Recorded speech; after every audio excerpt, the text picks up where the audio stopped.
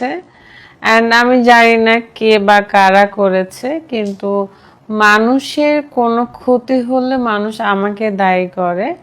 আমি আসলে এসবের মধ্যে কখনো জড়িত ছিলামও না, আর আমি থাকতেও চাই না।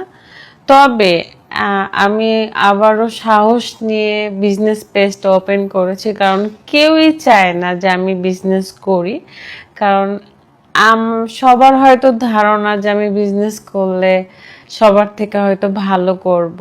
এই কারণে আমি জানি না, আল্লাহ যার কপালে যা রিজিক রেখেছে সেটাই হবে, কিন্তু অনেকের হয়তো বা এই ধারণাটা বা অনেকে হয়তো ভয় পায়, এই কারণে আমার বিজনেস পেজটা রানিং করতে দিতে চায় না। ফারহানা বিথি এই নিয়ে 3টা বিজনেস পেজ ওপেন করেছে, একটাও টিকিয়ে রাখতে পারে না। কে বা কারা জানি তার পেজটা উড়িয়ে দেয়, কারণ তাকে দিয়ে বিজনেস করাতে চায় না।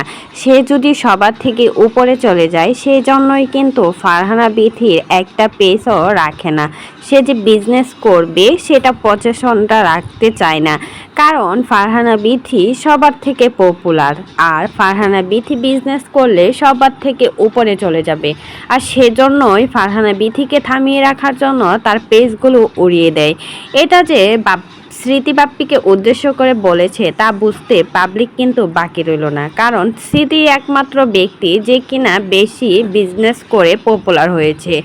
আর ফারহানা বিথি অনেক আগে থেকেই বিজনেস করতো, কিন্তু তার পেজগুলো সবসময় উড়িয়ে দেয়, ডিসেবল করে দেয়।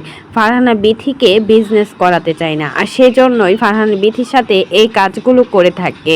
আর এদিকে আলামিন আম্বানিও কিন্তু বিজনেস করে। দুজন ব্যক্তি ছাড়া স্মৃতিদের গ্রুপের আর কিন্তু কেউ বিজনেস করে না। এখন যদি ফারহানা বিথি বিজনেস করে বা ভালোভাবে বিজনেসটা চালায়, তাহলে কিন্তু তাদের থেকে ওপরের লেভেলে চলে যাবে ফারহানা বিথি, কারণ ফারহানা বিথির ফেসগুলো অনেক বেশি, ফারহানা বিথিকে অনেক বেশি পছন্দ করে সবাই। আর সেজন্য ফারহানা বিথিকে থামিয়ে রাখতে তার পেজগুলোই হাওয়া করে দেয়। আবারও নতুন করে ফেসবুক পেজ খুলেছে, এবার নাকি মন দিয়ে কাজ করবে আর সবার থেকে বড় লেভেলের হয়ে দেখাবে, কারণ সে এটা বিশ্বাস করে সে যদি একবার মাঠে নামে তাহলে নাকি সবার থেকে ওপরেই থাকে সব সময়। আর এজন্যই কিন্তু ফারহানা বিথি স্মৃতি আর আলামিনের সাথে টক্কর দিয়ে মাঠে নেমেছে। এখন শুধু ফারহানা বিথি কিন্তু থাকবে। আর ফারহানা বিথি তার পেজ নিয়ে এবার এই কথা বললেন। তো এই বিষয়ে মতামত অবশ্যই কমেন্ট বক্সে জানাবেন।